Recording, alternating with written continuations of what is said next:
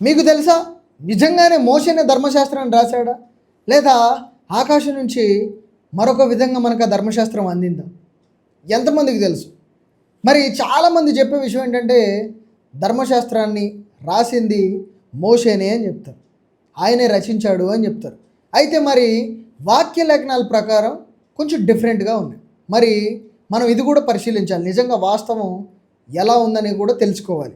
మరి వాక్య లేఖనాల ప్రకారం అయితే అపోస్తు కార్యాలు 7వ అధ్యాయం 53వ వచనంలో మనకి దేవుడు సూటిగా మాట్లాడుతున్న విషయం ఏంటంటే, దేవదూతల ద్వారా నియమింపబడిన ధర్మశాస్త్రాన్ని మీరు పొందుకున్నారు అని చెప్పి వాక్యం అయితే కుండబద్దలు కొట్టినట్టు చెప్తుంది.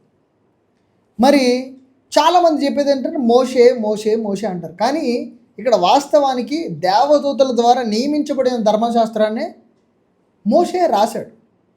మోషేకి ఆ ఆజ్ఞలను దేవదూతల ద్వారా తెలియజేయడం జరిగింది.